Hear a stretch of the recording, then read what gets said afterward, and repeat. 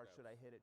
Exactly. It's crawl before you fly, basically, we call it. So yeah, so it's a really neat, it's called the hover table. We've been getting reports about a number of drones flying in a number of different places in New Jersey, and it's creating quite a sensation, as drones tend to do, actually. They are something that people really pay a lot of attention to, especially in this case because we're not quite sure what the drones are up to. They're flying at night, which makes it a little more curious for people. We're taking pictures, social media is capturing everything. Who buys a drone, do they just figure it out on their own, or is it probably the class? They figure out. I've been talking to my sources in New Jersey, and they tell me that there really is nothing to be alarmed about. Even though the information we have is incomplete, I work with the FAA, I work with government agencies all the time for drone compliance, and our people can be confident that they are on the case, basically. These drones, they give off a radio frequency. It's like a license plate for drones. So we know where the drones are, we know what kind of drones they are, we know, we're going to find out who's flying them, and I think that's the curious part that people are looking for now. Who is actually doing this?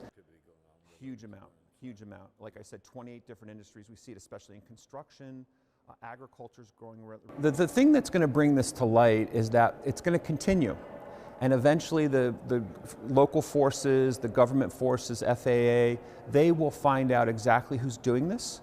There's very little we can do without there being a traceable, footprint, if you will, or airprint in this case. Our website. Oh, gotcha. So we named it the Ellie after that. Oh, that's where the Elevate PA was right next to your banner. Correct. It's the Yeah. same. Would not recommend shooting these drones down.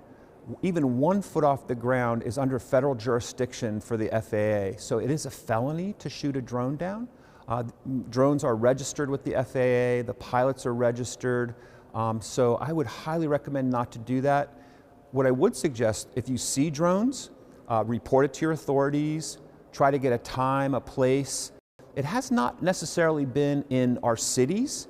It's been more into the suburbs and more into the rural areas of New Jersey for sure.